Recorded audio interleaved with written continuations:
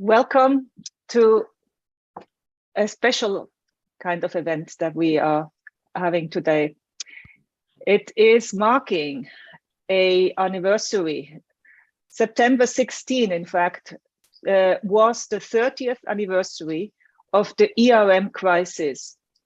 And to mark this occasion, together with CEPR and the Pierre Werner Chair Programme of the European University Institute and the Center of Analytical Finance at UC Santa Cruz, that is with Giancarlo Corsetti and Galina Hale, we have organized 2 webinars in order to reflect potential lessons from this early crisis and what it means for today.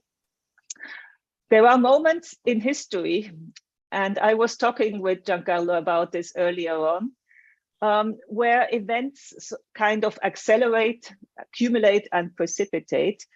And in Giancarlo's image, they cast a shadow backward and forward. They mark kind of an era, a beginning of an era, the end of an era, and the beginning of a new one. We all know and remember that clearly the pandemic is one of those where we have a before Corona and an after Corona. Clearly the ERM crisis was another such event when it comes to European monetary history. It's the end of 2 decades of the European quest for a monetary order in the post-Bretton Woods era. And it is the beginning of the embarking on a path to the European common currency. 2 decades of construction and optimism, and 1 decade of crisis and repair. So this is what we are spanning over these coming 5 sessions. We have a really stellar panel of contributors, speakers to these various sessions. And also a lot of interest that has been of people who are registered and who are joining us and are following. The beauty of this panel is that many of them are not only experts in the field, have written many important contributions on the European monetary history, but quite a number of them also were there. They were there when these policies were being implemented, when the crisis happened, and and quite a few of them were actually also handling them and were active in the construction of the European common currency. So we start out with the first session now. And I have on my session with me 4 speakers: Barry Eichengreen, Giancarlo Corsetti, Patrick Honohan, and Richard Portes. All of them, as I said, are so well known that they do not need any further introductions. They will have about 10 minutes each to give their perspective on the period that led up to the ERM crisis, how to characterize that period, and why did it end up in that crisis. I give the floor first to Barry Eichengreen. Barry, why don't you give us your perspective? Thank you, Beatrice. I'm also delighted that this session is being co-sponsored by my alma mater. You have asked us to speak in this first of 5 sessions on the topic of from Bretton Woods to the ERM. So I will address the transition, but I also will devote a few minutes to why the 1992 crisis happened, as I suspect the other panelists will as well. On the origins of the ERM, part of my answer inevitably is the lessons of history. Rightly or wrongly, Europeans drew the lesson from the 1930s that exchange rate fluctuations were destructive. They were destructive of good economic relations, but also of good diplomatic relations. There was also the concrete worry that exchange rate changes would confer arbitrary competitive advantages on some countries over others, and that would fan opposition to the single market, that competitive depreciations might create demands for retaliatory tariffs. And if you recall the history of the Common Agricultural Policy and its green exchange rates, you will know of what I speak. Finally, in the origins of the ERM, there was a role for individual agency. The 1979 agreement was driven by German Chancellor Helmut Schmidt and French President Valéry Giscard d'Estaing. This Franco-German tandem would again play a key role in the drive for the euro, as it has in all efforts to deepen European integration. But this 1970s episode was the first time we saw effective monetary cooperation across the Rhine. Prior to Schmidt, German leaders had been reluctant to assert their leadership of Europe, and France under de Gaulle had been more of a disruptive force than a constructive one.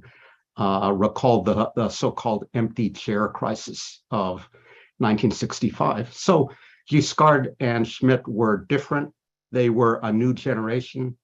They had a strong personal affinity. They were best friends. They insisted on sitting alongside one another at European Council meetings. They were both knowledgeable of monetary affairs. They were ardent supporters of the European project. I conjecture that without them, the ERM wouldn't have happened, at least in 1979. As for why the crisis in 1992 happened, I think of the story like a murder in an Agatha Christie novel. There were multiple suspects, and they all had a hand in it. First, there was the intrinsic fragility of currency pegs in a setting of high capital mobility. The crisis coincided with completion of the single market in 1992 and the removal of almost all of Europe's significant capital controls. Subsequent history affirms that very few countries are able to maintain currency pegs in such an environment. I would point to two, actually, two special economies, Hong Kong and Denmark.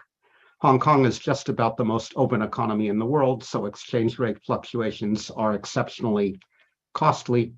And until recently, pegging to the dollar has been an important symbol of autonomy from China, raising the now interesting question about the prospects for the peg. Denmark is more mysterious. Some people point to Denmark's exceptionally deep links to the German economy. I myself don't think that's an adequate explanation for the durability of the peg homework assignment for the audience, or I express my regrets that we don't have a Dane on the panel this morning.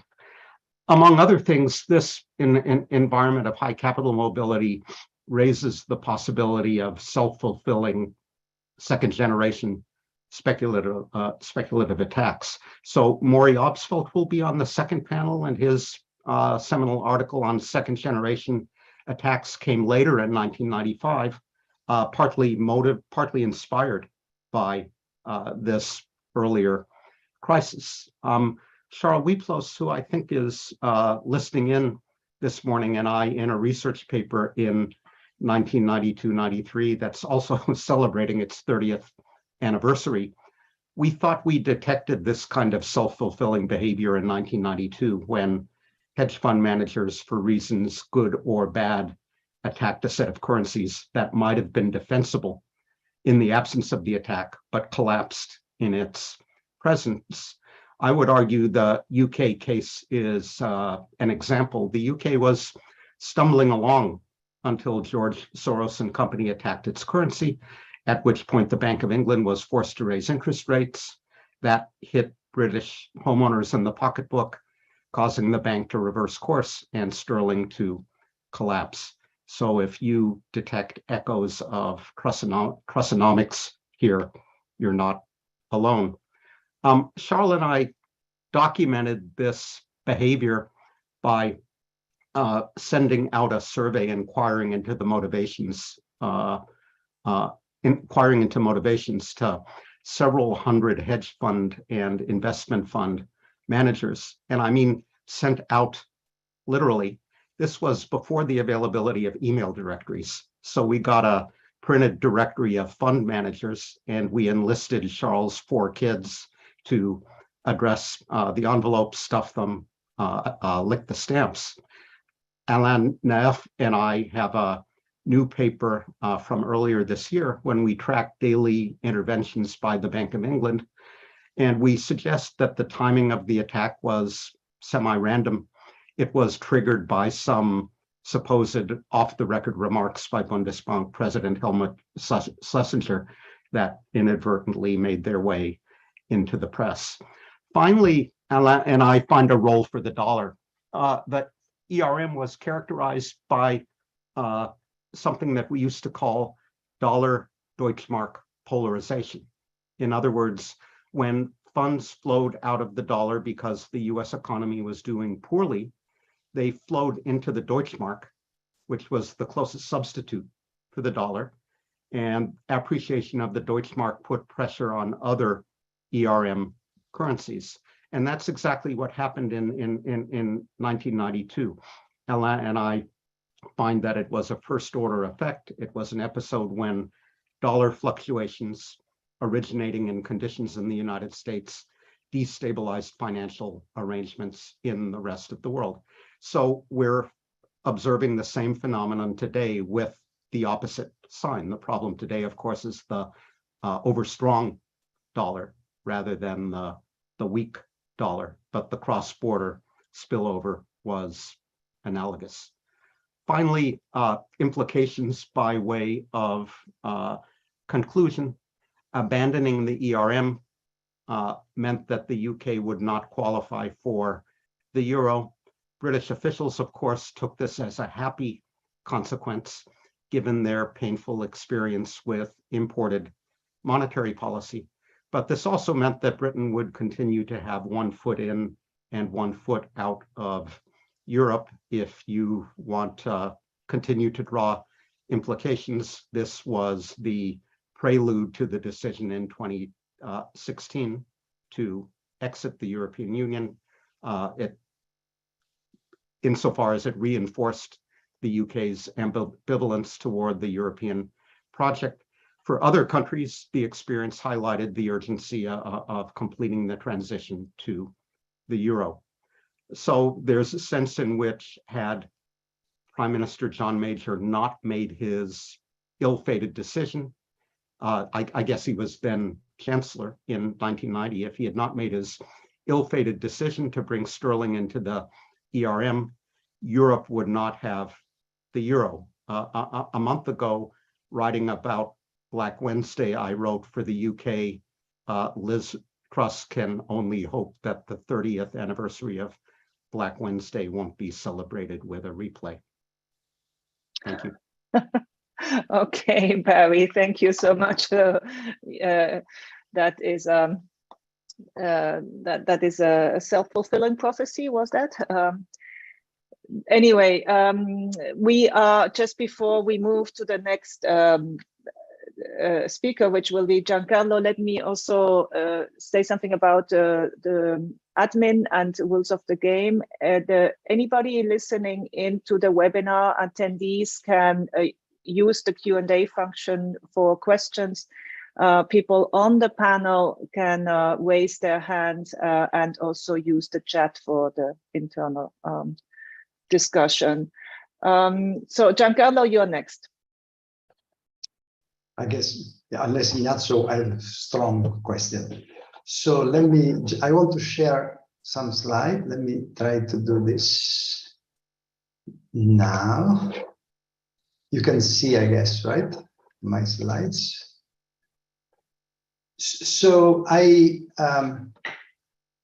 that was a fantastic way to start with, Barry. Let me go back a step and to the title of this particular session, which is the period from Bretton Woods to the ERM. And as a young economist, one of the first questions that I was confronted with is why Europeans like exchange rate stability so much.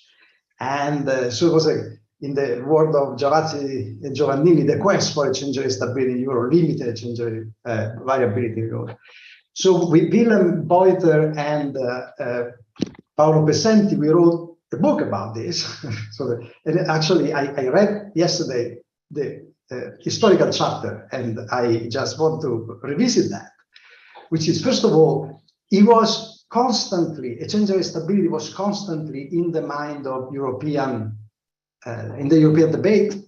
And here it's just like a bunch of occasions in which as soon as the Bretton Woods arrangement started to have some problem, the Europeans immediately started to think about a regional unification, which initially was not politically very palatable for the US in the new order, but once the Bretton Woods arrangement were in crisis, it became a matter of time in the mind of European leaders. So you have the Treaty of Rome already hinting that exchange rate is a matter of common concern. They reduce the band of fluctuation around the central parity.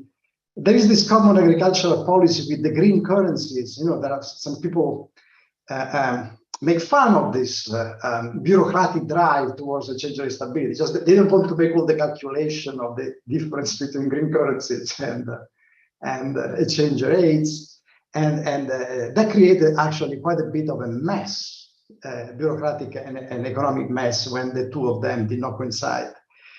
There was the Hague 69 summit that first declared the monetary union as a long-term goal of the community during the Werner report.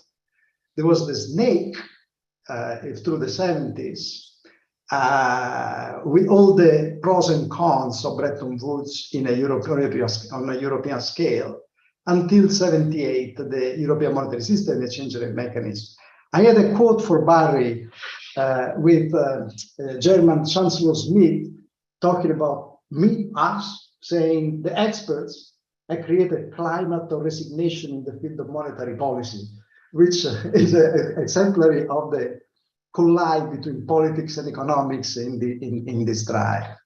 So I went back to look at the historical argument why this aversion to flexibility, which by no means in our model turned out to be a very desirable regime, no? Because of not so much because of the absorption, the exchange rate as a shock absorber, but because monetary policy is a valuable asset policy to have for domestic stabilization.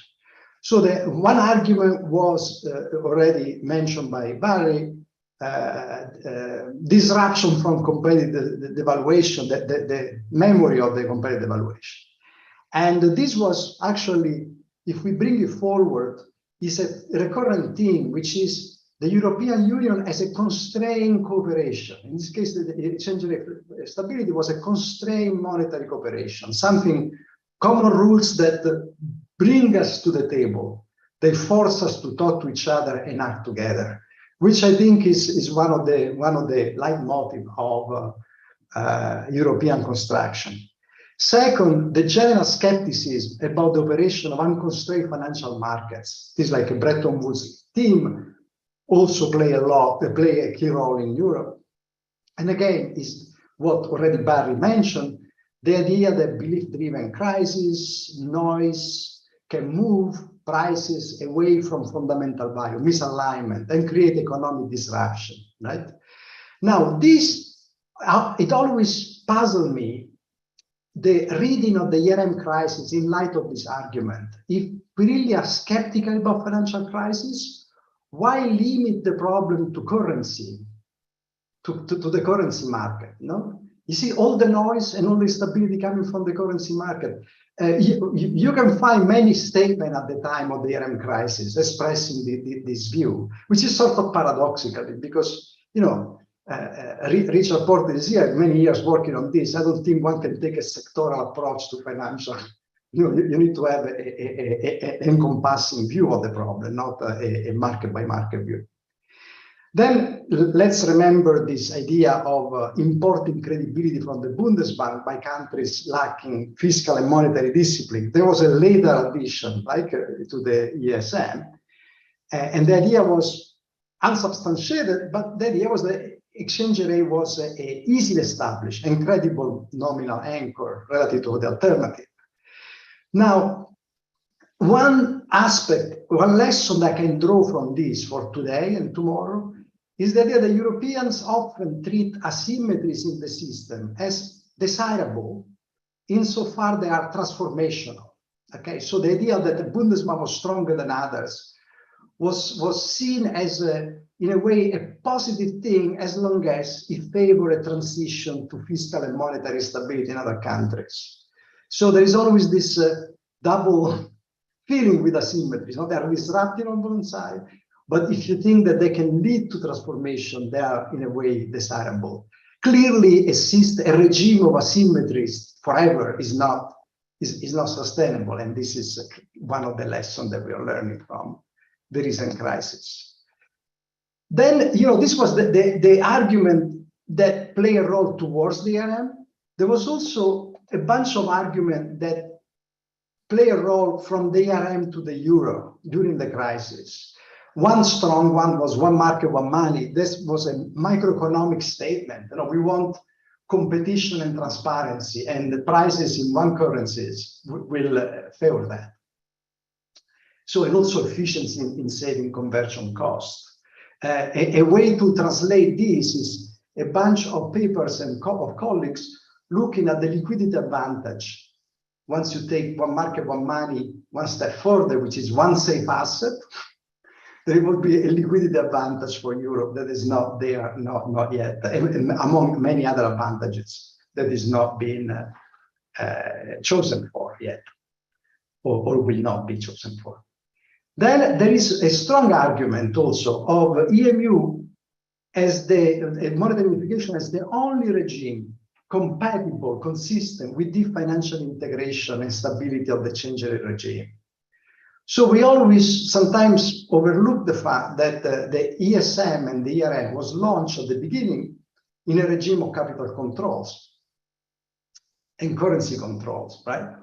So it was the Single European Act in '86 that started to open the markets, and we coming into the regime in the 90s.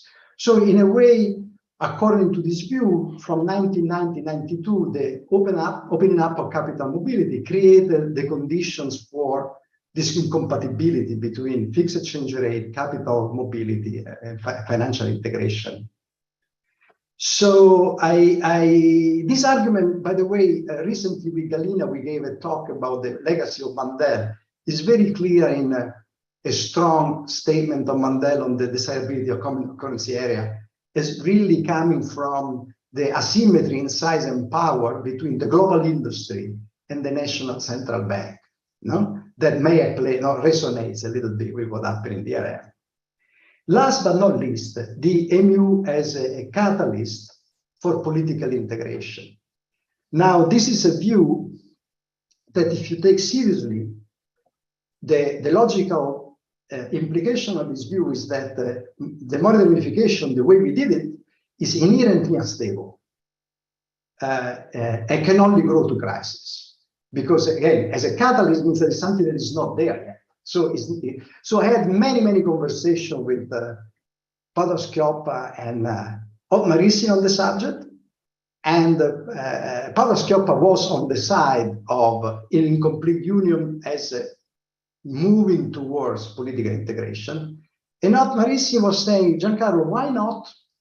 You know, what is the minimal economic constitution that we need for the euro to deliver stability and prosperity?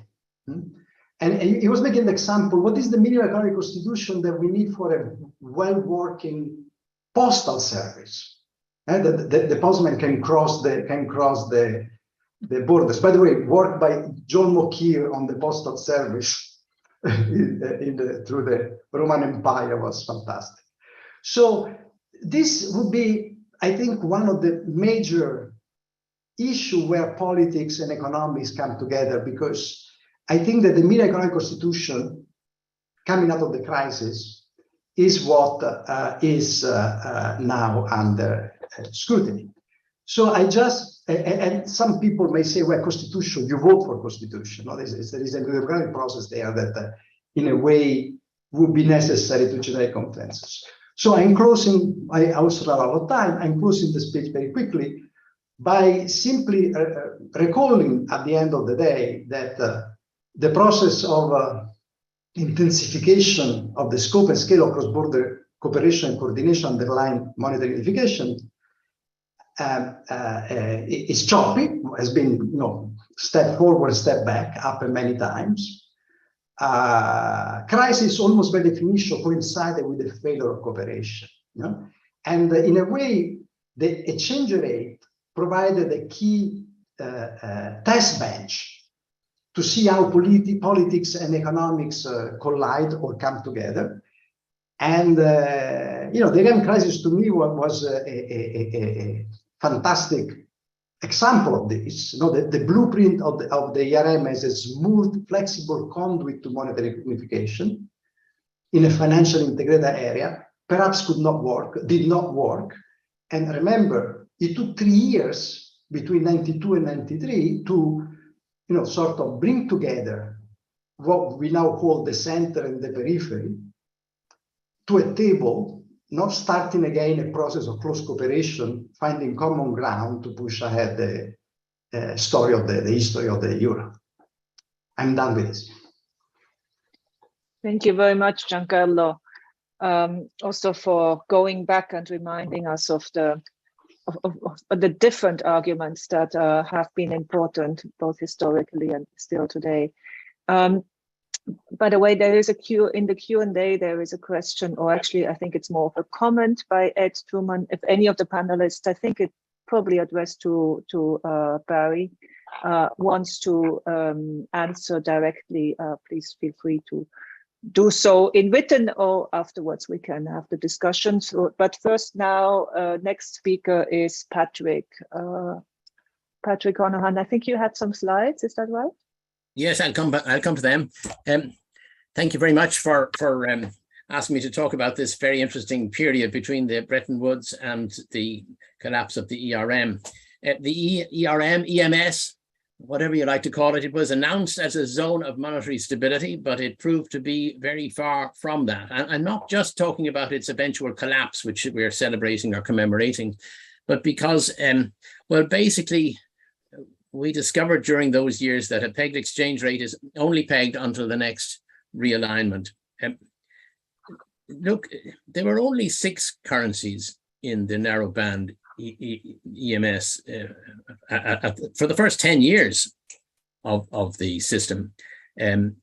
So small is a relative concept, but if you want to know what happened to small countries, there were big countries, there were small countries. There were really only 2 small countries in the system. And you think, well, probably for small countries, pegged system is quite good. Big countries is kind of complicated and hard to we don't expect it to work. So what was the experience of the 2 small currencies, the Danish krone and the Irish pound in this band? Well, all of the currencies, apart from the guilder, experienced quite a lot of weakness. This is where I'm going to show you my screen. Let's not forget that there were these dramatic realignments. In fact, the curious thing, even though we are used to the passionate adherence of the Danish National Bank to a euro peg, it's very interesting to recall that the Danish krone is actually the weakest of the 4 apart from the Dutch guilder, the 4 other narrowband currencies that depreciated against the Deutsche Mark. So that's quite interesting. The blue line there is that shows you the Danish krone had 2 realignments in the first, 2 devaluations in the first year of the system. But what about the other small economy, the Irish pound? And it, of course, had a very really unusual experience. Its whole exchange rate and its overall relationship with Britain changed as a result of the ERM EMS. It had been, Irish pound had been fixed at 1-to-1 for the pound, with the pound sterling for over 150 years. It had, in effect, entered and left the snake with sterling. And by the late 1970s, Ireland was one of the very last members of the sterling area. So why did Ireland join the European monetary system when it was mooted? And did joining turn out to be a good idea? After all, you could have said, well, this is just a snake reimagined, slightly different from a snake, not much different. So if sterling is out, Ireland should be out. And Ireland's trade was still dominated by the relationship with Britain. I'll show you just a couple of slides on that too, just in case you think I'm exaggerating. There's the exports. The red line is, okay, it starts in 1960, so it was falling, but you still have almost 50% of exports going to the UK at the start of the ERM. And you've got more than 50% of imports coming from the UK. So it's not a very natural, companion, not a very natural currency to peg to when the EMS with the continental currencies, very little trade with it. So it wasn't an obvious choice. So there were push and pull factors. On the push side, Britain, of course, had high inflation, among the highest inflation among the leading economies after the first oil shock. And of course, that was going to be fully imported and was fully imported into Ireland with its peg. So you wouldn't really want to use such a dragging monetary anchor. And of course, there was the opportunity of detaching Ireland from the old colonial power and increasing integration with the more promising continental economies. But with its recent high inflationary experience, it was recognized by everybody that joining a DM zone without Britain could entail deflationary costs for Ireland. So everybody recognized this. European partner countries acknowledged it, and a sizable package of grants and low-cost loans was offered to Ireland, along with Denmark and Italy also got a package. For Ireland, the package was sizable. It was worth about 3% of GDP. So this has come into the European monetary system. We'll give you 3% of GDP. So that's a pull factor not to be sneezed at. There was some hope, and I remember it well, there was some hope that the margin of fluctuation, the plus and minus 2.25%, would be enough to allow Ireland to continue a peg 1-to-1 with sterling and stay in the European monetary system. And I did some sort of analysis with Markov processes and the sort of variance that we'd seen. How long would this last? And I estimated expected duration is 6 weeks. And politicians didn't like that at all. But anyway, it turned out to be 3 weeks. Now, the bilateral exchange rate with Britain continue to be important. Just because you're not pegged to it doesn't mean it's not an important relationship. And there were quite sharp fluctuations over the subsequent years. And I'll show you that as well. And I can just move along to that one. So very sharp fluctuations. And curiously, of course, sterling strengthened at first because of Thatcher, because of North Sea oil. And instead of being a strong currency regime that Ireland had jumped into, it turned out to be rather a weak currency regime. Now, inflation did fall in Ireland in the early years of the ERM, but they fell more slowly than in Britain. So the red line, see 1980, there's where the 1980 is the first year in the exchange rate mechanism, and inflation in Britain is falling much faster than inflation in Ireland. Everything came down to the same level, but it turned out not to be a strong regime. And it was really because the frequent realignments of the exchange rate mechanism allowed Ireland to take relatively passive and inconspicuous steps which served to maintain competitiveness at the cost of lower disinflation. And I remember on one occasion of one realignment, central bank governor asked me, he said, how can we do nothing? It's complicated, you know, where do you choose in the realignments? Do you stay with France, you go to Germany, how can we do nothing? And so this was certainly contrasted with what the krone had done. The Danish krone had conspicuously devalued twice early on. And the Irish situation was to take the opportunity of a realignment to subtly devalue against the yen. And that's how you get these very material depreciations. Well, I think I don't have time to give you a comparison with Denmark. Denmark's experience is not all that much different. It also stabilized. It also paid very high interest rate, which is a point I would like to come back to. I wanted to say something about Karl Otto Pohl and whether he actually was planning and craftily arranging a regime which would tie in poorly managed countries to overvalued exchange rates. We might come back to that in the conversation. I'd like to, that is a view that is held. I don't think my experience confirms that, but I won't give you chapter and verse unless pressed to do so later. Finally, though, I'd like to say, and this is, I think, a very important point about whether this is a good regime or not for a small country, a price was paid by Ireland for the repeated devaluations, with interest rate spreads over Deutschmark rates substantially exceeding the actual subsequent realignments. So you can see this chart goes right up to the present day. It's a very interesting chart. I keep on updating it. But the interesting part for us is the ERM period here. This only starts in 1983.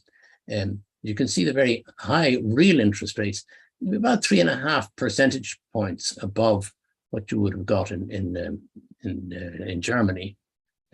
After the narrowband ERM collapsed and we went to a floating period, that spread declined. So this is a very high price to pay for the ability to adjust your exchange rate to maintain competitiveness. No wonder that Ireland and Denmark both in the end opted for corner solutions, fixed or floating. Ireland floating in the 1990s, fixed, well, into an entirely new regime. Well, after the narrowband ended, the virtual float was in place, Ireland's macro situation improved, and those half dozen years are seen as a golden age before the Celtic tiger morphed into a construction and property price bubble, but that's another story. I'll leave it at that. Thank you very much. Thank you very much, Patrick. Richard, you are last, and also if you can also limit, we already have Ignacio and Otmar Issing who have questions. No, Ignacio, no more. Sorry. Okay. So Otmar has raised his hand, but Richard, you are first. Please go.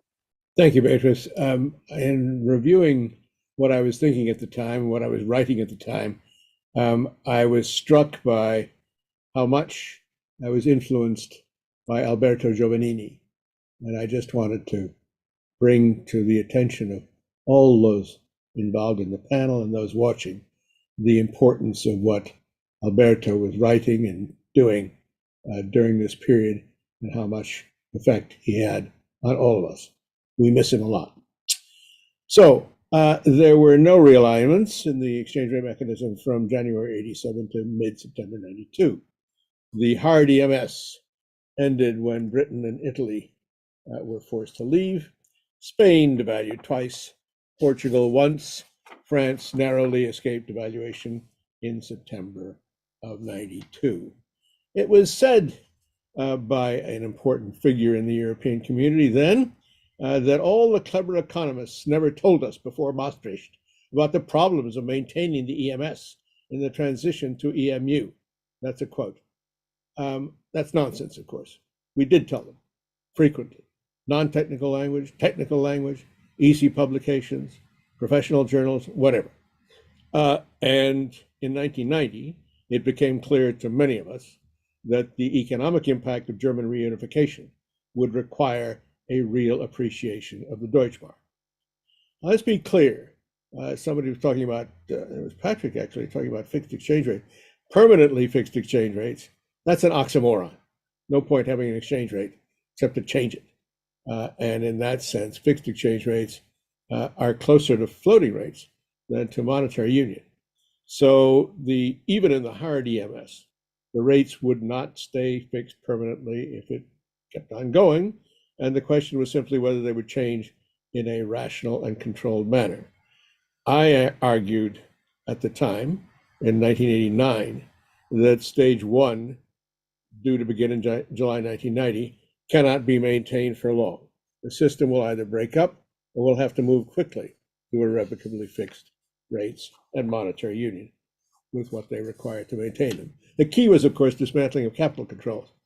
There was a minority view, I should remind you, that the capital controls that had prevailed up until their final abolition in July 1990, that those capital controls were ineffective, unnecessary, even maybe destabilizing. But no, that's just wrong. By limiting the rate of short-term speculative capital flows, controls had permitted orderly realignments before 1987. So orderly that in the later years of that period, the new bands typically overlapped the old ones. So the speculators couldn't make easy profits on one-way bets. Capital controls did not then delay changes that were necessary. But officials seem to have believed that a policy of no realignments would be safe, even without capital controls, if they simply told the markets there would henceforth be no parity changes. And that sense of security grew as time passed, as controls were removed, as the rate structure seemed to become universally accepted, and everybody was behaving as if they were not just on a glide path towards EMU, but as though they were already there. And self-fulfilling expectations were supporting that path.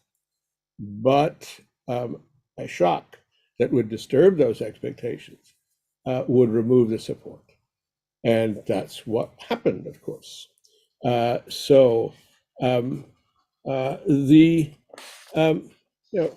capital mobility, Tommaso Padoa-Schioppa set out what he called the inconsistent quartet, because he had trade in there, what we think of as the trilemma.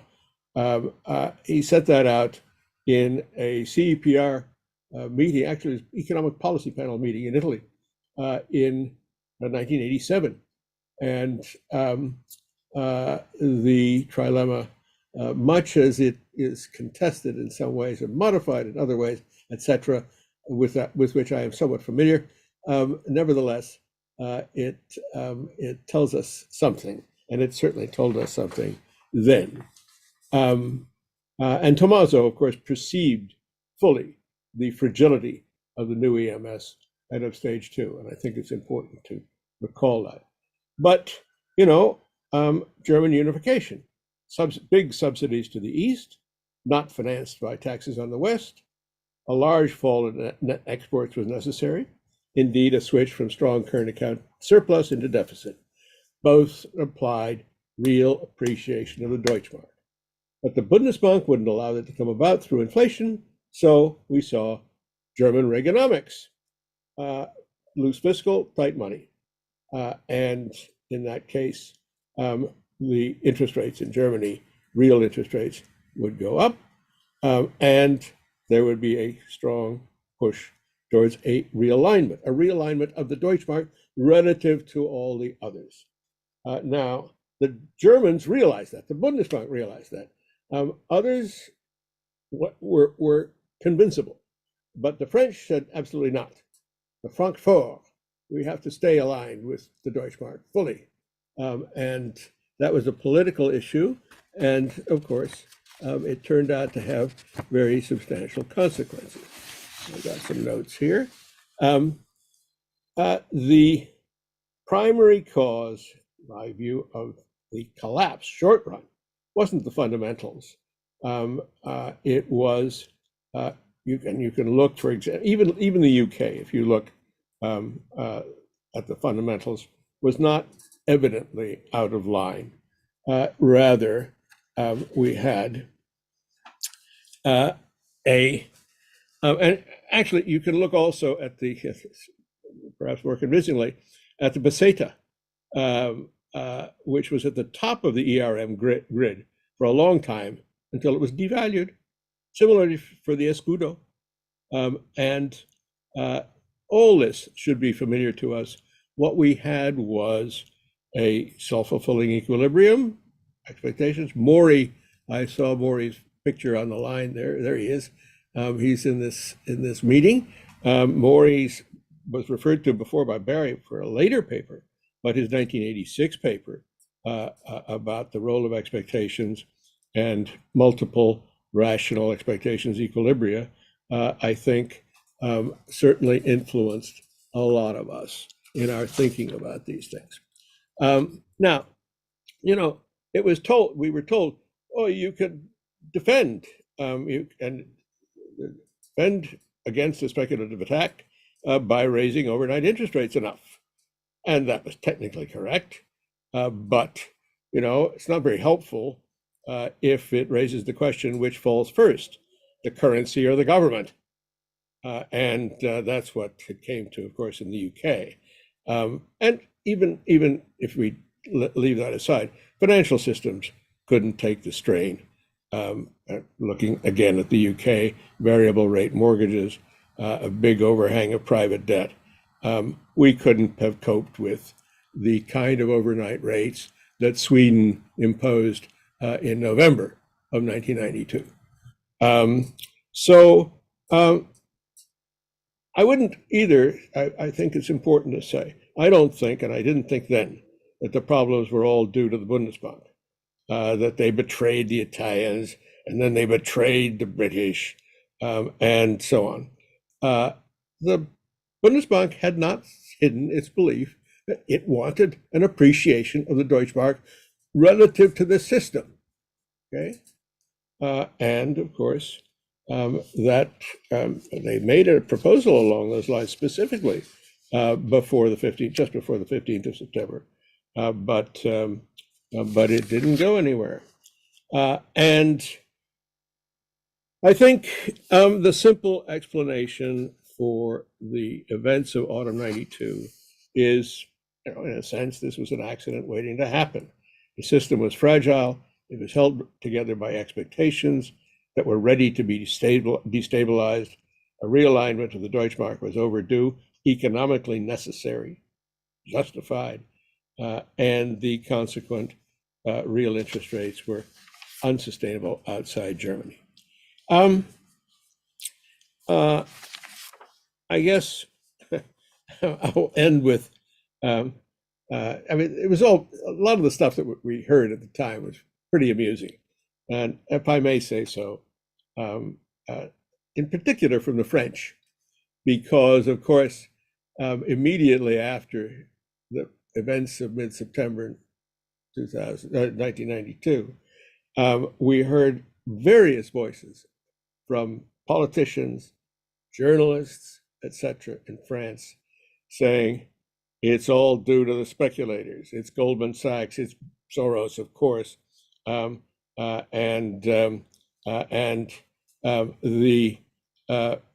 Michel Sapin saying, who was then the French finance minister, we have to curb the power of a handful of shirt-sleeve speculators.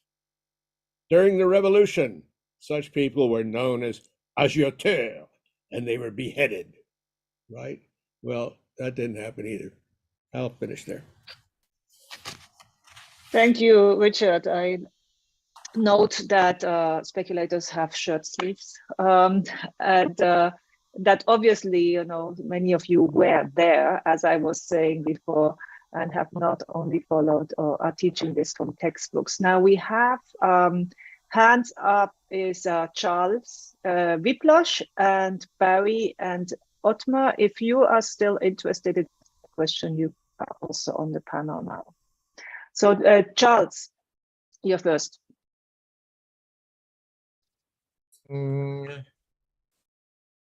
Coming. I thought Ottmar wanted to come in, you mentioned earlier. He doesn't have his hand up anymore. I don't know. Ottmar Issing, do you want to come in? Yeah, I would like. Okay, then please do. Please do. Okay. You can also turn your camera on. You are on the panel. So, Beatrice, thank you. Thank you, Charles. 3 short comments on what Beris and Giancarlo said. First, I doubt if Giscard and Helmut Schmidt really understood the economics of a fixed but adjustable peg system. In the case of Helmut Schmidt, I'm sure he hadn't understood that. He wanted this fixed regime for political reasons in first place, and hoping economics would in some way, miraculous way, adjust. My second point is, and here I follow Richard, I think the system, I put it the other way around. The speculators did the system a favor because they ended an unsustainable situation. An unsustainable situation. I think between Germany and Italy, for example, much higher inflation in Italy had decreased Italy's competitiveness substantially. This was not sustainable. This was not sustainable. And on the British pound, on sterling, on the Monday before the Black Wednesday, Mervyn King from the Bank of England and Alan Budd from the Treasury paid a visit to the Bundesbank, and they tried to convince us, the Bundesbank, in this case me, that the exchange rate was okay. And in the discussion, it was very clear they were on a mission, loyal to their institutions, but they didn't believe in their message. This to the unsustainable, so unsustainable of the pact system. And my last point is, Richard has already raised this point, which I had missed before. In 1990, German unification had happened. And this changed the landscape, especially for the fixed exchange rate system substantially. Inflation was rising in Germany, in West Germany, above 4%. And for us at the Bundesbank, it was very clear we had to raise interest rates. There was no question about that. There was a long, harsh discussion that the Bundesbank should take European responsibility. But our mandate was very clear. It was domestic, keep the DM stable. So this rise in interest rates, and here comes the sustainability, for example, of the sterling exchange into play. Staying with fixed exchange rates, with distortions in the system, with German unification having happened, countries were forced to join interest rate hikes in Germany. And this did not fit to the domestic situation of countries. So, okay, I leave it to that. Thank you. Thank you so much, Ottmar. I pass right away to Charles Wipler, sorry, not Charlie Bean. Thank you so much. It's a lot of fun to watch all this discussion. 2 very short comments. One, Barry alluded to our paper and the questions we send out to hedge funds, investors. I was struck by one guy's answer who said, once we smelled blood, we went the whole way. And that to me was a great statement of Maury Obstfeld multiple equilibrium story. But the smell blood, I thought was a fascinating description of this process. A quick comment which actually echoes what Ottmar just said. The early part, well, up until 92 of the ERM was later on dubbed by Alberto Giovannini and Francesco Giavazzi as the Greater Deutschmark area. And I think in the comments I heard, I didn't hear enough comments about the convergence that took place in terms of monetary policy and therefore inflation. And inflation in Italy had declined enormously from very high level to moderate level by 1992. So there was success in the ERM, in the sense that indeed all central banks or all governments, many central banks were not independent, recognized that after the two oil shocks, that you could not just inflate away problems like oil shocks, and they moved very clearly toward the Bundesbank model. And it went all wrong. It was doomed, I agree with previous speakers, but it went all wrong because of unification in Germany, as Otmar explained very well. Germany had to raise the interest rate because there was inflation pressure building up. In the other countries, there was no inflation pressure growing, and they didn't want to raise the interest rate, and it was just impossible to be on the Deutsche Mark after German unification, and that's why everything blew up for good reasons. The asymmetric shocks cannot be handled in this kind of construction. Thank you. Thank you, Charles. Well, I thought it was very interesting that Otmar Issing emphasized the fact that there had been a discussion about the tension between European responsibility and domestic mandate. We hear that in another context from time to time from the US now. So now I have 4 hands. Oh, gee, no, Charles, you are down. And about 3 minutes left, but Richard, Barry, yes, Richard Barry. Okay, very quick one. People have been talking about Schmidt and Giscard. Who else was in the room? Excuse me?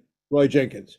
And Roy Jenkins played a very important role in mediating between Schmidt and Giscard. So I don't think that should be left out. And the second point, I'm afraid I don't agree, Otmar, on the data, at least, about the UK's competitive position. UK's, and I have it right here, UK's share of world exports was slightly up in the 1980s. Its unit labor costs vis-a-vis Germany in 1992 were exactly the same as in 1965 to 79.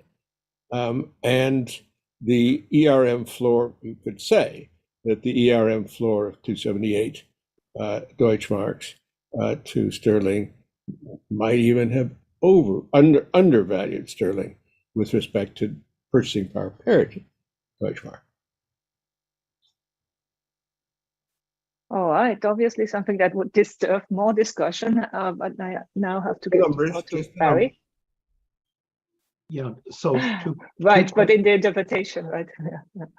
Mm-hmm. Barry? 2 quick points on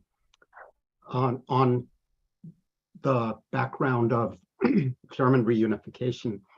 Ted Truman kind of makes the same point in the chat from a US perspective. That's a very important background issue, but it's also the case that if you look at short-term fluctuations in exchange market pressure or required intervention within the ERM, there are big changes day to day, and those have to do with movements in the dollar, not with this slowly moving process of German reunification. Secondly, I think Patrick made an important point about how the Danish krone was the least stable currency before it became the most stable currency. What was the convergence process there? Denmark is one of the Alesina Giavazzi fiscal consolidation cases in the late 1980s. So there was presumably a process of fiscal learning, and it's a reminder that we have to think about fiscal monetary coordination. Fantastic. Thank you so much. We are on spot. It's exactly 6 o'clock in CET, and therefore I hand over to our next session. Giancarlo, you are now in charge. I think we may still be missing one of your speakers, but you have at least 3 of them already here. Thank you very much. I'll be staying around, hanging in. So thank you very much. I guess we go ahead immediately, waiting. Hopefully, Katiman will join, will be able to join after our meeting. So we keep the same order as in the program. So Charlie Prima, we also then Ignacio Visco. I just want to introduce this section, which is basically the core session on the ERM crisis that Richard Portes in a way has anticipated. Remembering 2 things. The first one is that it was a deep crisis. It was a downturn. Not like at the time, the contemporaries considered the ERM crisis a big event, even if objectively compared to the euro area crisis, it was smaller. But many things like banking indicators, some of them like non-performing loans were comparable with the later crisis. And the second thing I wanted to say is that I always found something odd, which is after the crisis, we converge into Madrid summit in '95 to push the euro, building a constitution of the euro where everything was there except the provision for a crisis. So we had a European constitution made of the ECB law, the Stability and Growth Pact, the no bailout clause, leaving many important issues in the banking system, for example, to exercising coordination and cooperation among 30, 40 institutions, and basically unclear guidelines if and when a crisis would occur, what to do and how to do it jointly. So, and maybe this missing part at the start of the euro was not only political, was also an intellectual issue, because again, many people at the point were voiced the idea that closing currency market would be sufficient to eliminate the kind of instability that many of the speakers, Richard and others, or Charles, Barry, were pointing at as coming from belief-driven crisis, multiple equilibrium. So this is the second panel. I guess we are here to reconstruct and debate the causes, dynamics, and consequences of the speculative attacks on the currency starting in September '92 and the following years. I follow Beatrice. I don't need to introduce the panelists because they're all like very well known and need no introduction. And I'm sure they will provide good insight and hopefully also challenge many prior ideas that we may have. So, Charlie Bean, I think you are first, 10 minutes. Okay, thank you very much, Giancarlo.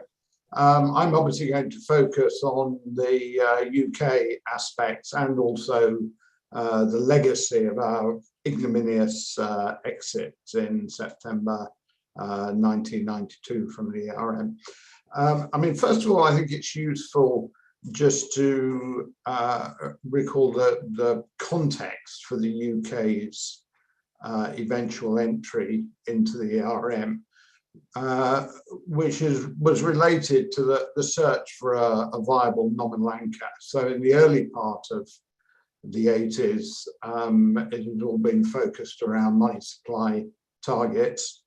And as in many jurisdictions, the monetary aggregates proved to be an unreliable guide, although policy was effective at bringing down inflation with quite a lot of pain, but they delivered what they were trying to do, the government.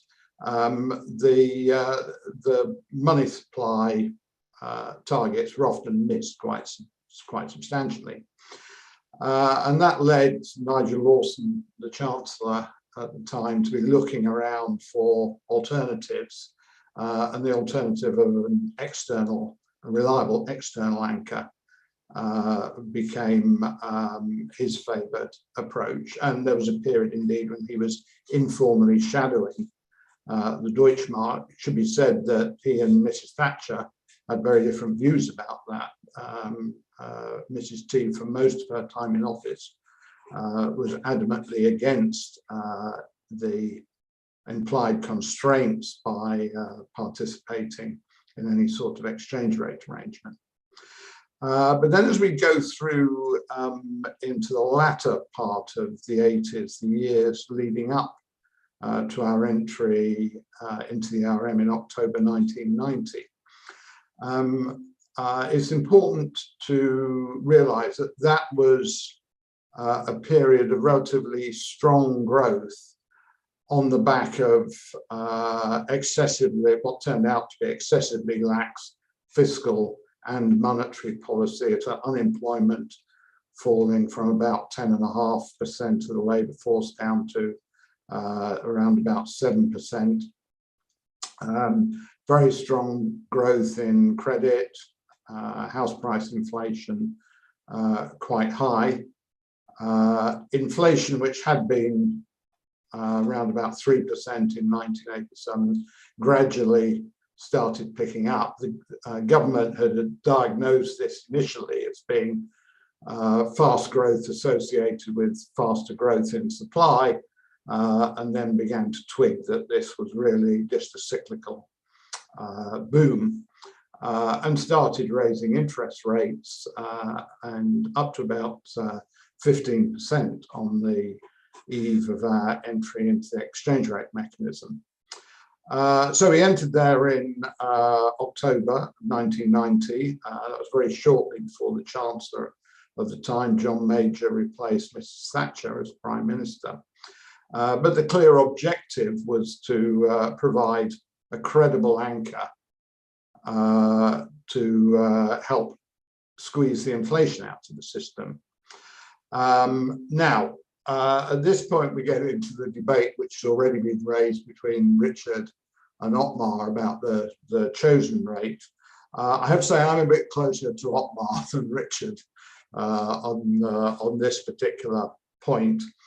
There certainly was commentary at the time that the chosen rate of 2.95 looked somewhat high, and there were analyses suggesting maybe something like 2.5 looked more sustainable. And it seems to me that even if it was right at the time, as soon as you recognize that the UK was entering with higher inflation than countries like Germany, or we saw Ireland equally in Patrick's chart earlier on, then it didn't give you very much future room for maneuver. So it's bound to be building up a problem further down the road. Initially, ERM membership was regarded as a pretty successful choice. Inflation started coming down, interest rates started to fall as well, but then of course ran into the interaction with the other aspect that we've already been talking about this afternoon, that is the consequences of German reunification and the fact that interest rates needed to rise in the anchor currency of the regime. That meant for the UK, the consequence was a deeper downturn, worsening budget and current account deficits, and a growing sense that the position was unsustainable and that a change in parities was required. At this point, the key thing was the political reluctance of the government to countenance a significant devaluation or realignment, because it would be seen to be making the UK out to be a weaker member. They put a lot of political credibility in being a member of the exchange rate mechanism, and they were very reluctant to concede to a realignment. But by the same token, they were also reluctant to do whatever was necessary to maintain the existing parity, which potentially meant raising policy rates substantially in the way, say, Sweden had. market participants realized the unsustainability of this juxtaposition, attacked sterling, and the rest is history, with us leaving on September the 16th, 1992. Now, let me turn to the legacies of this, which I think are both benign and malign. So starting with the benign aspects, I would single out the changes it led to in the UK's institutional framework for policy making. So firstly, the adoption of inflation targeting by the government, casting around for a new nominal anchor. The New Zealanders obviously had introduced inflation targeting at the end of the 80s. But I think what was more influential was actually just asking the Treasury and the bank, asking, well, what will the Bundesbank, the Fed, essentially do, successful central banks? Well, they're really about trying to stabilize inflation. So, you know, that was the driver. But then importantly, it was buttressed with institutional changes, regularizing interest rate decisions, which at that point were still taken by the Chancellor, into joint meetings with the Bank of England every month, with minutes taken, and allowing the bank to play a sort of monetary watchdog role. In due course, that obviously developed into full operational independence when Labour replaced the Conservatives as in government in 1997, and ushered this whole change in the institutional framework was associated with a long period of low and stable inflation and steady, stable growth. Obviously, that's something that was observed in many other countries under the Great Moderation period, but it's particularly notable in the UK, the dramatic improvement in macroeconomic performance. That period is the most stable in 150 years of UK history. I think one might also say that the eventual creation of the Office for Budget Responsibility as a fiscal watchdog under the incoming Tory Lib Dem coalition in 2010 was also influenced by the success of those institutional reforms. So ERM exit led to lasting institutional improvements.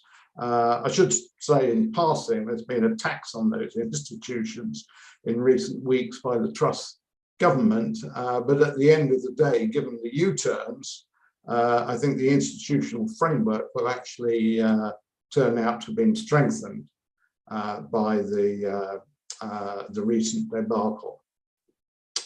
Turning though to the malign consequences, and Barry has already touched on this, I think one can see the seeds of the eventual withdrawal of the UK from the EU in our ERM exit, in that it particularly cemented a strong Euroscepticism in a part of the Tory party, a suspicion of all things European constraints.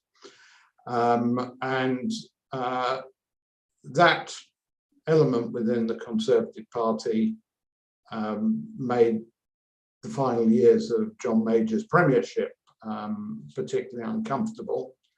The issues to some extent went into abeyance while Labour in power, but of course returned after the financial crisis and the return of the Conservatives to government, amplified, it should be said, by growing concerns about the consequences of high levels of immigration.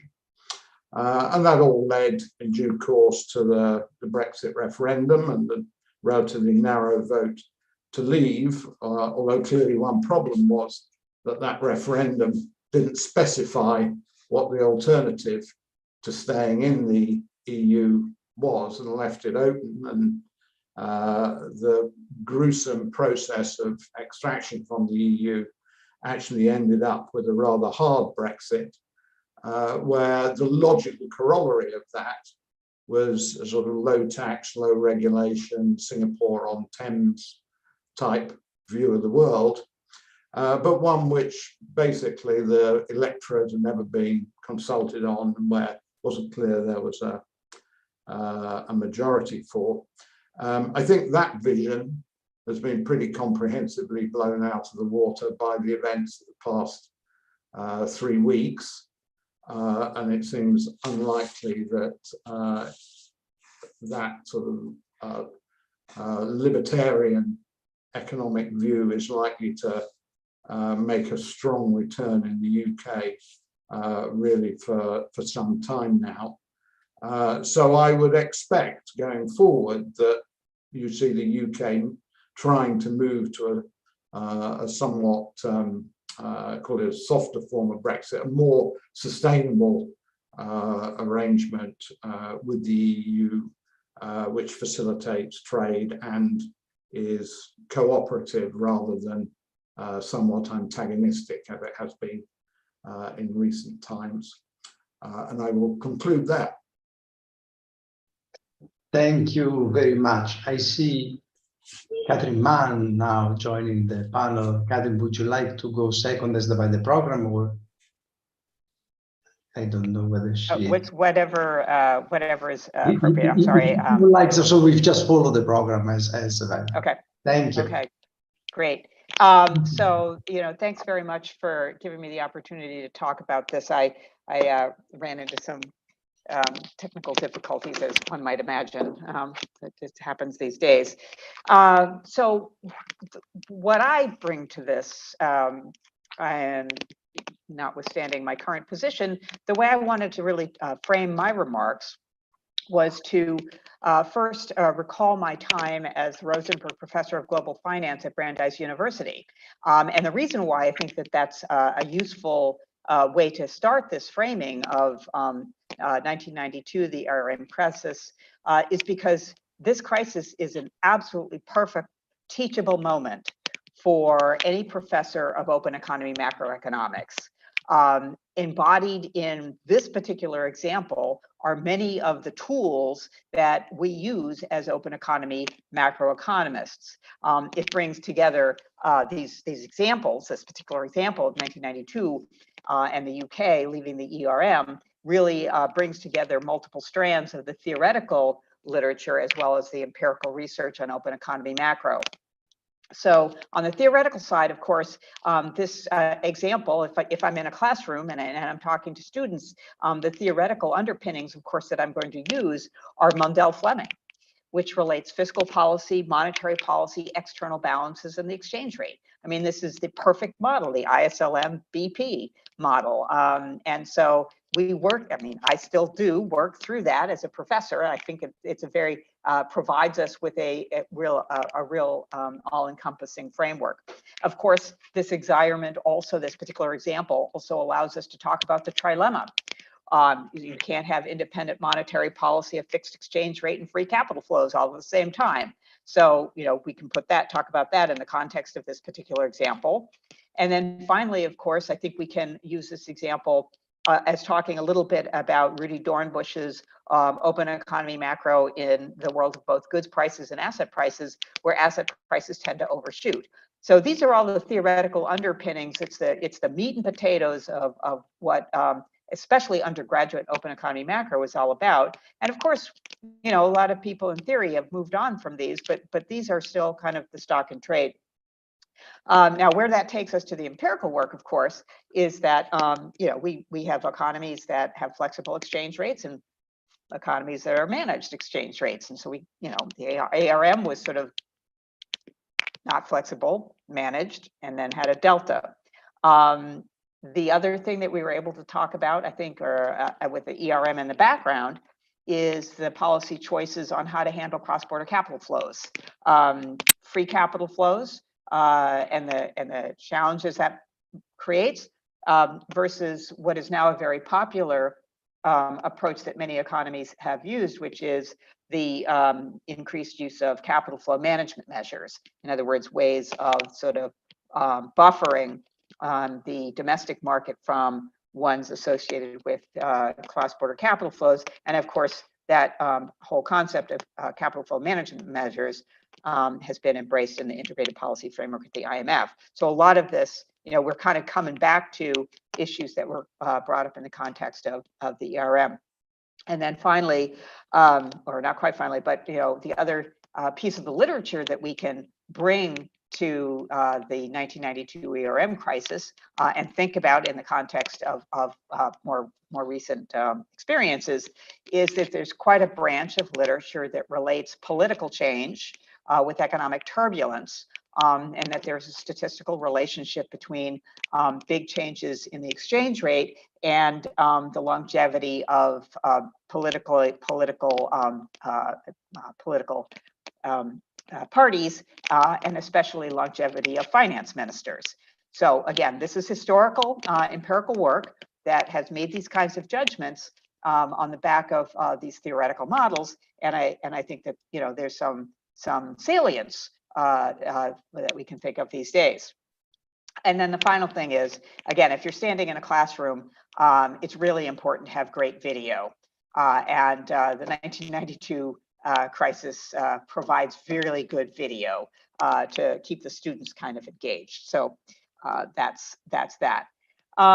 So again, taking this example and thinking about it in the context of a teachable moment, and how to take these specifics and bring it into the classroom, which might be a classroom of students, it could be a classroom of media, it could be a classroom even internally to our own operation here. And let's see, I've lost my stuff. The issues at the time, which continues to be an important concern, is what is the right exchange rate? Now it's freely floating, but there's still a question in the Rudy Dornbush overshooting model kind of framework is there is kind of a right exchange rate, and what is that number? And it's always important to remember that the exchange rate is the ratio of two currencies. Therefore, we need to talk a lot about what's going on, not just at home in a macroeconomic context, but of course, what's going on abroad. And then, of course, in the 1992 example, the most important feature of the global market that was a key element in the 1992 experience was what was happening in Germany and the German reunification. So continues to be an issue today as we think about situations that might be present in markets and economies today. The second feature that was a very important feature in 1992, again, something that is important to consider even these days, is this tussle between private capital flows and central bank intervention.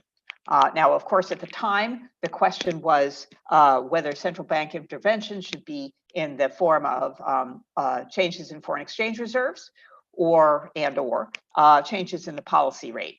And of course, they tried the first one, then that didn't work. They tried the second one, and that didn't work. And that's when ultimately the policy decision was made to depart from the ERM. This continues to be an issue today, the tussle between private capital flows and the behavior of public authorities, whether it be the fiscal authority or the central bank. A third element that was incredibly important at the time, I think it is still an element that's important today when we think about the behavior of markets, is that there's a very long-standing asymmetry in open economies between those economies that have strong versus weak fiscal positions, strong versus weak external positions, current account deficit, current account surplus, and how's that reflected in a strong or a weak currency. And so again, these are things that were extremely relevant at the time, continue to be relevant today when thinking about lessons that we learn from the ERM period. Fourth element, important for thinking about, that was very important to today, and we need to think about how much these factors are relevant in a broader context, and that is the policy and political considerations that have to do with, on the one hand, loss of credibility that could be associated with the central bank and the fiscal authority, which were the same back then, not true now. The second element of this credibility question and political consideration questions, policy and political consideration questions, is loss of firepower. Now, back then, the loss of firepower had to do with how much foreign exchange reserves you have, and now it's a much more kind of a different concept of what loss of firepower might be.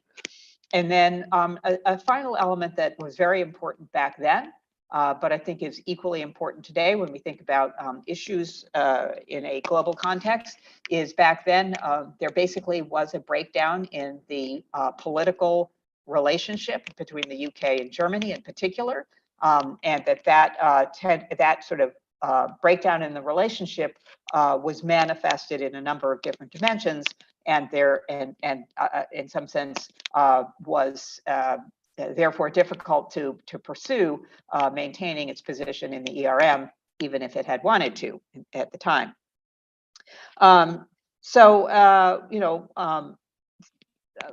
What does this, if we take this together, these are issues that Charlie already noted in terms of the institutional changes that came some years after. Is sterling depreciates, and at the time, of course, sterling depreciates, and that is a support for growth. But importantly, there was this return or more focus on fiscal discipline, which tended to be supportive of the sterling, albeit at a lower level. The institutional structure, the independence of the central bank, and the inflation target remit was found outcome of the time.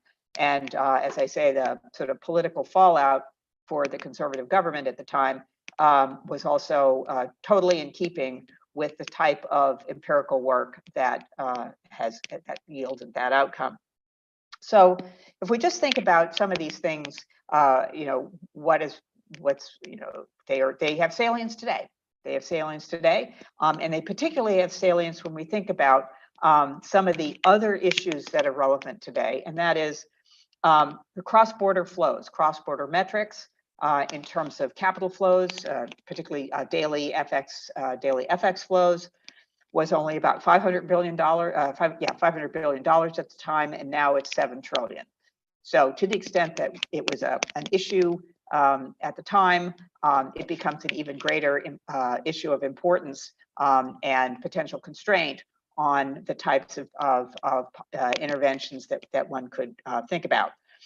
On the domestic side, again, comparing the 1992 experience with kind of what situation we think are similar situation now, one of the big differences, of course, was that at the time, one of the very important issues that was made it extremely difficult for the UK to stay in the ERM was the vastly different domestic inflation rates between the UK and Germany, with the UK running at about 11 and Germany running at about 4.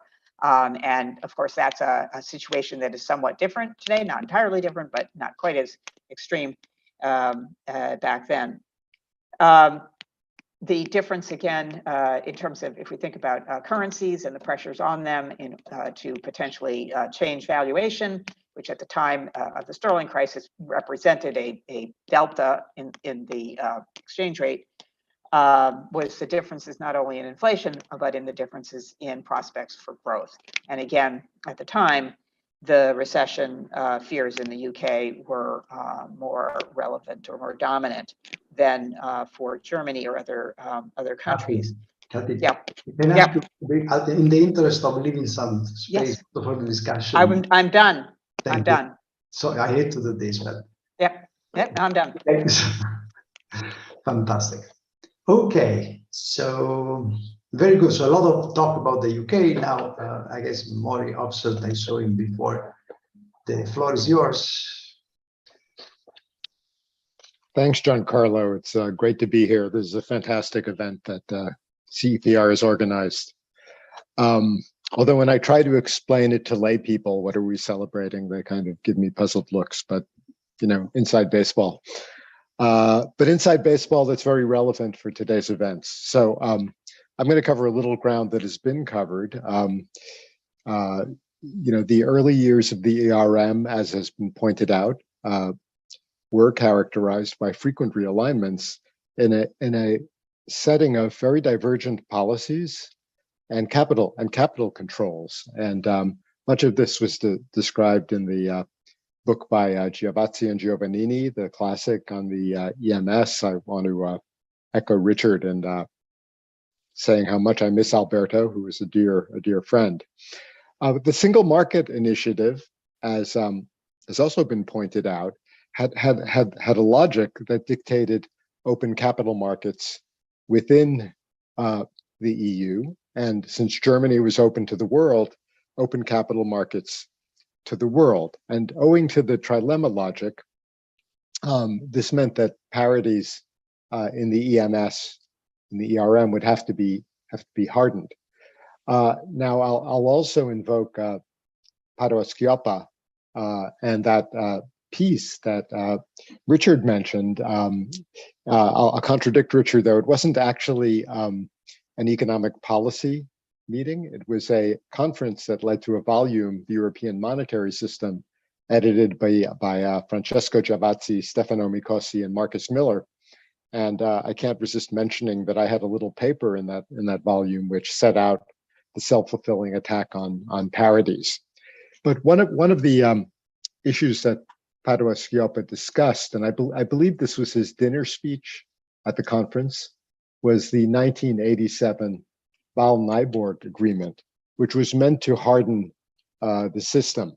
As Giancarlo explained, there was an extension of the very short-term facility, enhanced surveillance, a whole raft of measures, none of which turned out to work when we got to 1992.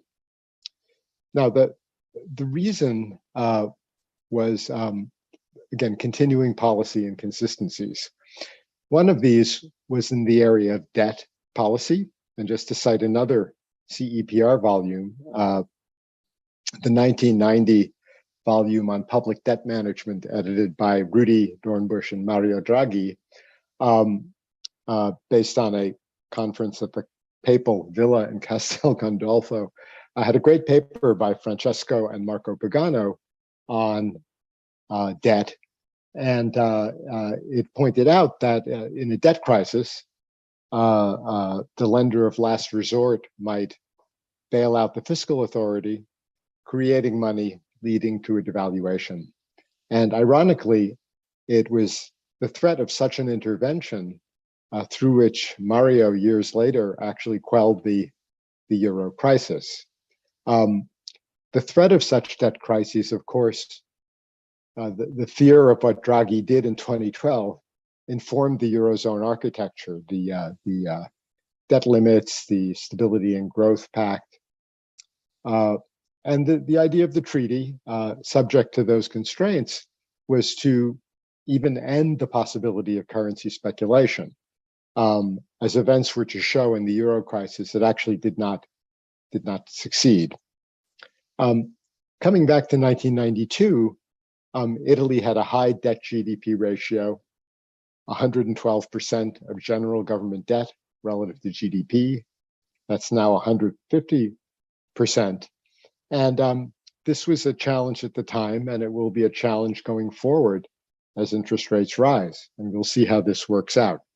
But I would argue that the 1992 ERM crisis was not primarily about debt. I will follow others and point out that it was really an asymmetric shock crisis in the classic sort of Mundell optimal currency area sense. Although Italy did suffer a debt run at the time, and this is part of its particular vulnerability. Draghi was Director General of the Italian Treasury. But the problem was a huge asymmetric shock. Germany was reunifying. It had a big fiscal expansion, a big current account deficit.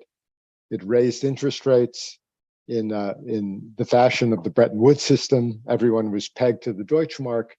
They had to follow along or allow their exchange rates to change. And different countries experience different strains in this regard. For Italy, its high debt level made very high interest rates unsustainable. For the UK, the mortgage problem, which persists, as we've seen recently, made higher interest rates unsustainable. And there were strains also in other countries, but Italy and the UK, I think, stand out. And this sort of gives rise to, or gave rise in the minds of observers to the sort of second generation logic of, you know, how do countries do the cost benefit analysis of staying in the system or leaving? You look at the benefits of staying in, and these have to do with solidarity with the European community, with entry into the future monetary order defined by the treaty, versus domestic political costs. For the UK, much more troubled relationship with European institutions historically. The calculus was pretty clear, and so the UK was quite vulnerable. You know, for Italy, the debt problem was really determinative, even though Italy wanted badly and did become a founding member of the euro. And the logic of these attacks is devastatingly destabilizing. The more you are vulnerable to higher interest rates, perhaps because of weak political attachment to the system, the more your interest rates must rise under open capital markets, as speculators bet increasingly on devaluation. So this is a kind of inescapable logic of these second generation type situations. And it's not surprising that you know, the UK and Italy were basically blown out of the ERM. If you look at the rollout of the crisis, in fact, this theme, and Kathy mentioned this, of the importance of politics, of the political landscape, is there everywhere in the crisis. The crisis actually begins on the Scandinavian periphery. These are countries that are not even in the European community at the time, and their pegs to the Deutschmark are most expendable politically. It accelerates after the Danish referendum of June '92, where the Danes reject the treaty. And then President Mitterrand of France decides to call a referendum for September '92, where the French will strongly reaffirm the attachment of France to the treaty and its central position. But then the polls begin going south. At the end of the day, the Danes rejected the treaty by 50.7%. The French approved it by 51%. But in the process of getting there, the speculation intensifies. And this is how the crisis basically explodes. You know, ultimately, the French franc stays in the ERM, but the ERM changes with much wider fluctuation bands. There's no long-term depreciation of the franc either. Its exchange rate was sustainable, it remained sustainable, but it was nonetheless attacked. And again, the logic of this is that once France's attachment to the single currency project comes into doubt, it becomes vulnerable. This is very much the logic of self-fulfilling attacks in the spirit of this year's Nobel laureates, Diamond and Dybvig. If the fundamentals, both political and economic, are weak enough, attacks can occur. And again, this logic haunted the euro a decade ago. and it continues to haunt it as Europe moves into recession now. I fully agree with Kathy that the crisis, the way it played out, has many, many lessons for the way we think about international financial relations today, the way we think about regimes, and for current policy problems.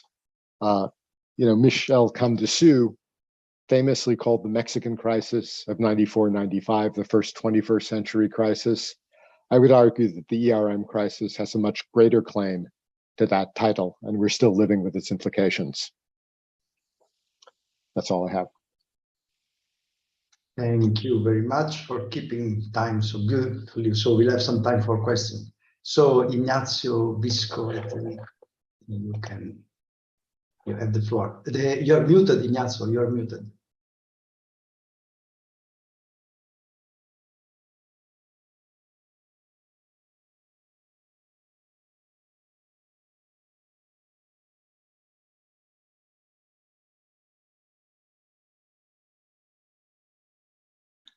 Okay, do you hear me now?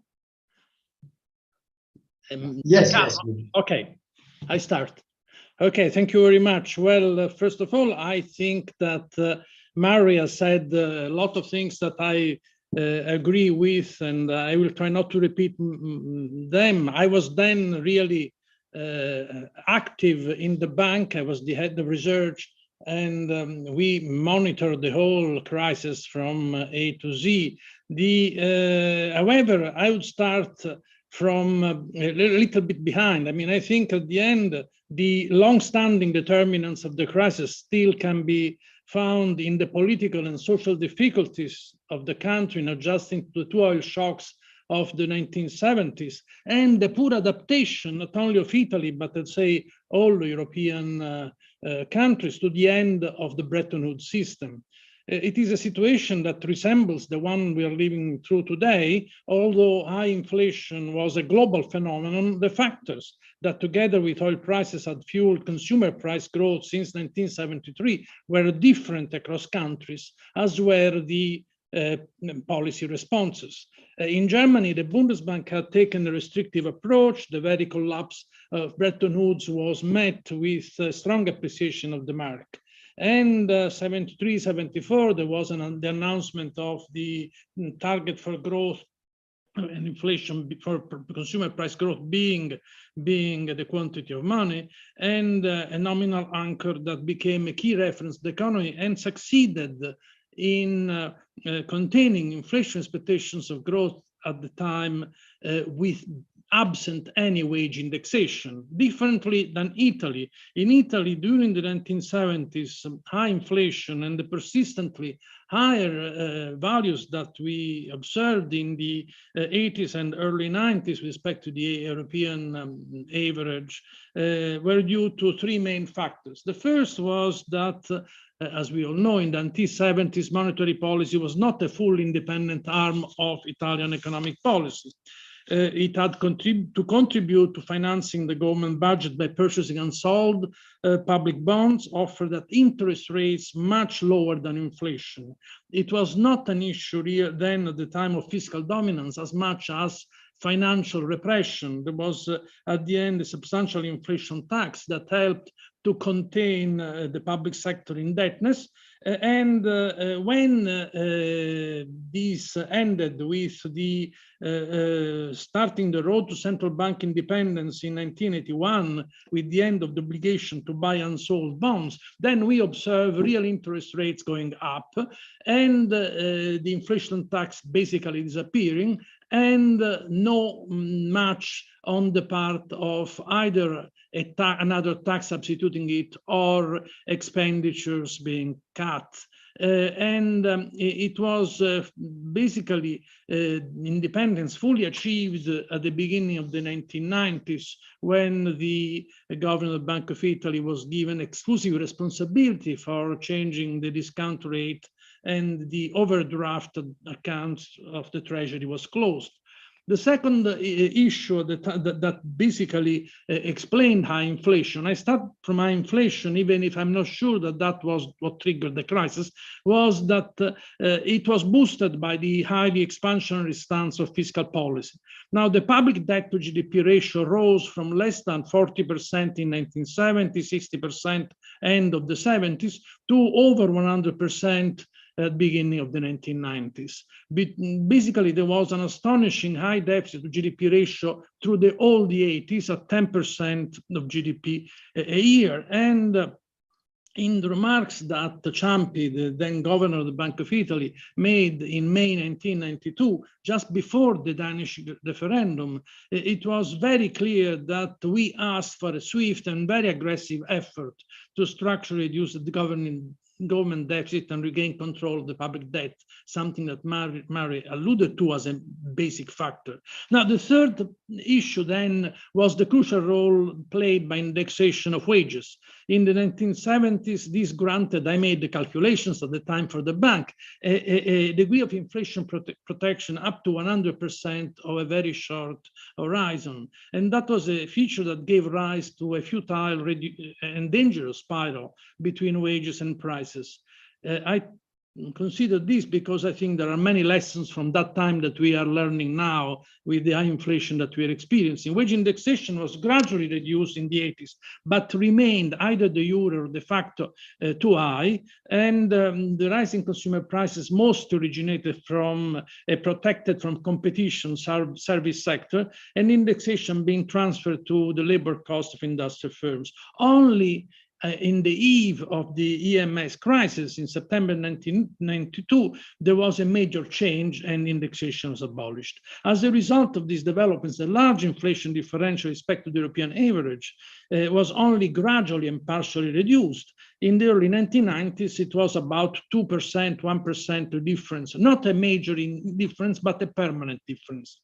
It is often said that it was the strong loss of competitiveness compared to Italy's main trading partners that eventually led to the suspension of the participation of the lira in the ERM and to its strong devaluation. But really, in 1980s, something happened that really fostered this, and it was that domestic credit and exchange market controls were gradually abandoned. Full flexibility of capital movements was introduced. Within the framework of the EMS fixed adjustable system of exchange rates, the monetary and foreign exchange rate policy, which was considered a single policy by the Bank of Italy at the time, was not directed at pegging the DM or the ECU, but at maintaining a steady real appreciation, slow over time, of the currency. This would have helped to bring down inflation towards the European average, also encouraging firms and trade unions to foster competitiveness by containing labor costs and raising productivity. Now, the feasibility of this policy was threatened by the difficulty in controlling the domestic, both demand pull and cost push causes of inflation, most originating, as I said, from the service sector. After the completion of foreign exchange liberalization in the late 80s, there was obviously a major factor, which was the loss of credibility in returning to sound public finance. These dangers were often discussed at the time within the bank. It has mentioned many times here the observation, the paper produced by Tommaso Padoa-Schioppa, which obviously built on Triffin dilemma and Mandel-Fleming's trilemma. I just, in 1987, basically this inconsistent quartet, he added this free trade. I never thought that that was a really relevant issue. The relevant issue where the full capital mobility, fixed or managed, if you want, exchange rates and domestic autonomy in the conduct of monetary policy that could not be maintained indefinitely. We understood it very well. And this is why we pushed very much government to try to put its act together in order to avoid these risks that we were facing from the fiscal front.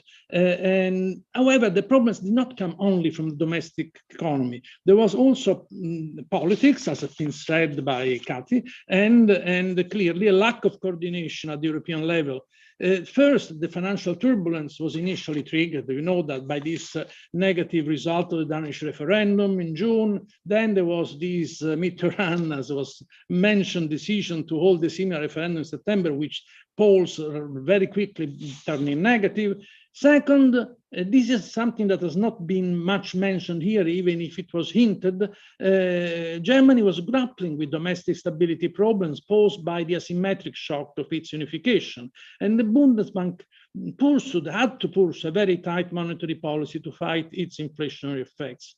These proved unsustainable for other countries. It was mentioned at the very beginning, I think by Barry, perhaps, that the weakness of the dollar caused problems, but actually it was the strength, I think, at least this was how we read it then, of the mark, that the Deutschmark, that really had this problem, which was aggravated by a substantial coordination failure, the inconsistency of the quartet that Padoa-Schioppa mentioned. In addition, following the agreement, and this is not mentioned, but it is very much emphasized later on, the agreement, perhaps not secret, but certainly not widely shared or clarified, that the Bundesbank had established more than 10 years earlier with the German government. The Bundesbank decided not to fulfill what looked to the others an obligation to make unlimited intervention in purchasing the weaker currencies in the ERM in the absence of an agreement, a shared agreement on parity realignments, the Emminger letter, basically mentioned by, at the time, but just mentioned and not clearly spelled out by Eichengreen and Viplos, and later on we can find it in books by Marsh and James. Obviously, the Bundesbank would have only been prepared to intervene had it not felt that by doing so, it would have not have negatively affected its own domestic monetary condition, stability, which is an independent conclusion that we may question, but at the end, obviously, we cannot contrast. Third, the rejection of the proposal by Italy and Germany of a general alignment of DMS central rates to overcome the inconsistency of relative interest and exchange rates only succeeded in further fueling financial market speculation. In the UK, we had perhaps, I think Richard did not agree with that, it seemed to me, its own weak competitive situation. France feared that the depreciation of the franc would have negative repercussions on the imminent referendum. Italy's government was probably weakened by political turmoil. And therefore, we had the crisis, August and September 1992, large increases in official overnight rates, massive foreign exchange interventions, continuous negotiation among the MS government and the monetary authorities leading nowhere. And at the end, we had the crisis, September 22 for Italy, basically devaluating the lira by 7%, and then September 16, the Black Wednesday for the British pound. It became clear then the importance of the challenges posed by opening financial markets while there was a major development in IT and technology for the pricing of currencies and government bonds.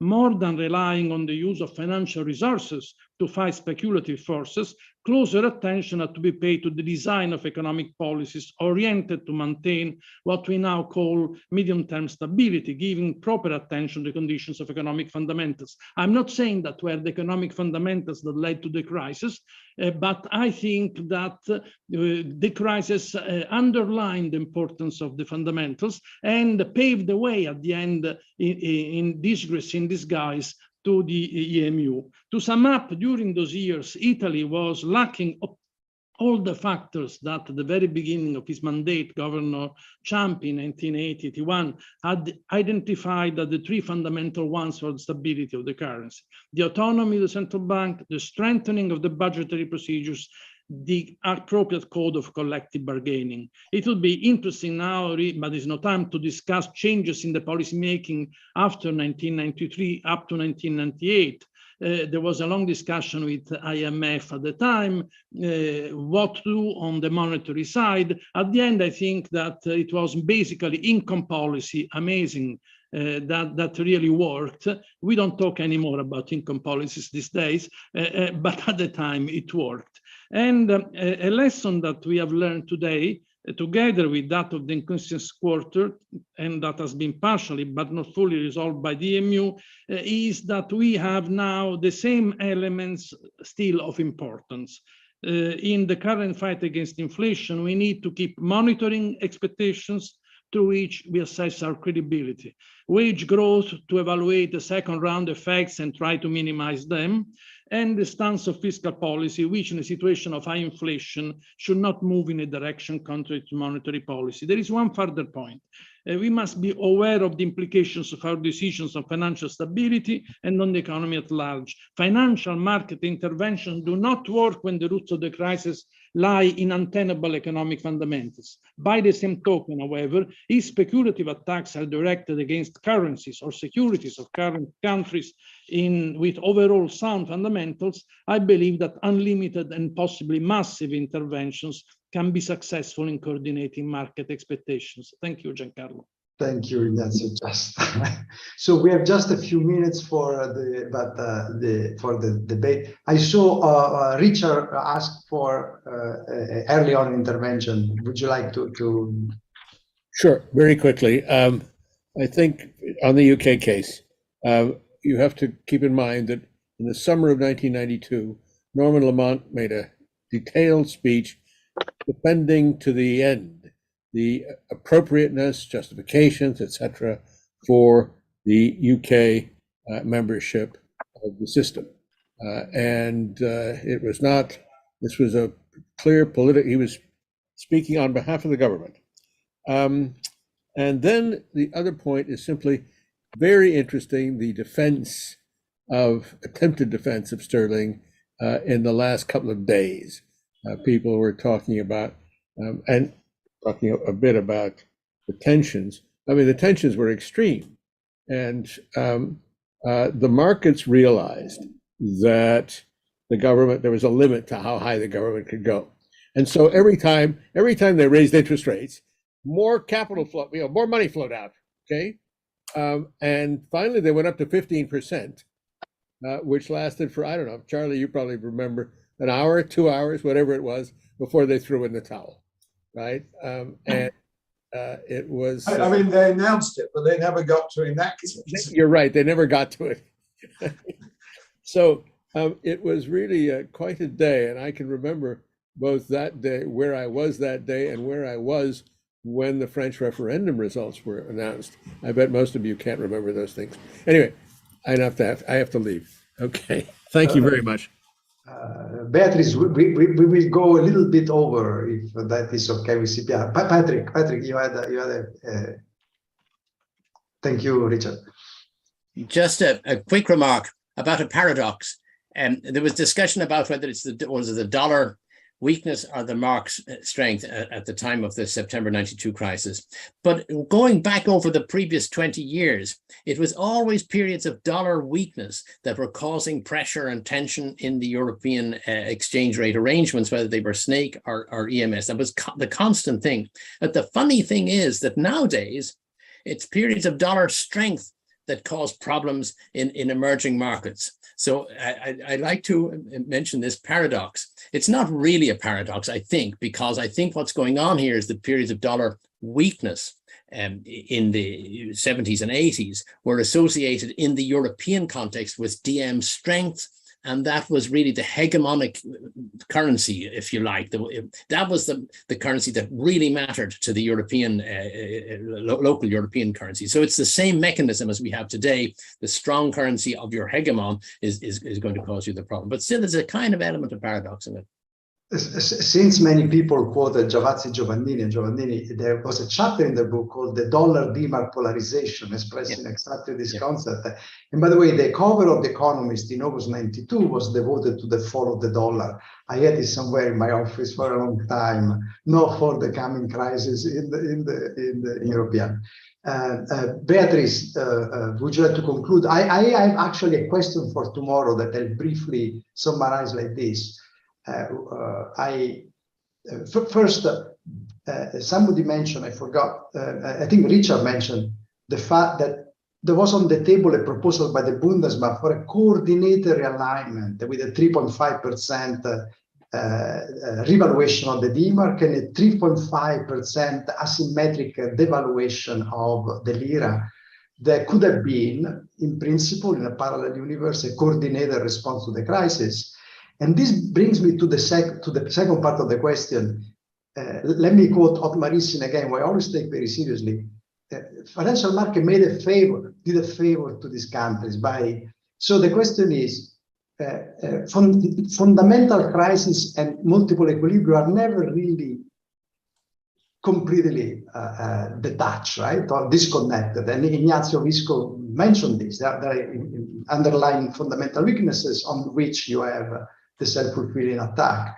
So the question is, do we really need to go for the worst equilibrium in a way? No, like there are multiplicity there. There are ways in which a coordinated response from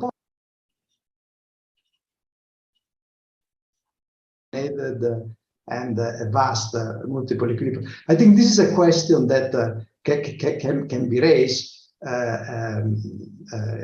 in a way also accounting for both the fundamental instability that Maury Oxford has been working on for a long time, and the fact that truly there are tension and imbalance in the system that requires some correction. Is there a way to address this correction with policies that are smoother than especially attack with a crisis? So maybe this is a good question for tomorrow, but I'm abusing my position. Beatrice.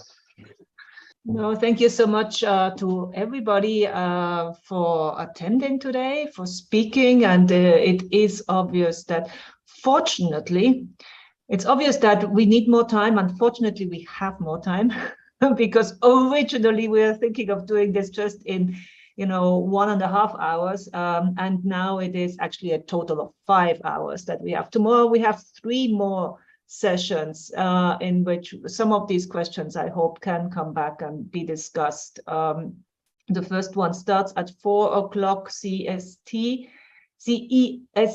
and actually has 5 speakers, so they have to be really, really short.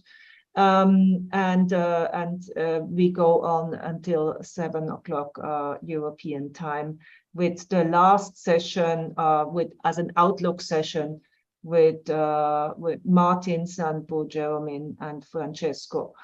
And closing remarks from you, Giancarlo. So you got another shot then. So thanks so much for everybody, and see you tomorrow. Bye. Fantastic. So we had the post meeting. I'm not sure. Yeah. So recording is stopped, but I think everybody who is in attendance is still here. There. Is that right? Yes. I mean, yeah, we still have 60 people. Which is okay. I mean, sorry, I missed a question by John Pierce. I apologize. I didn't see the hand up. it was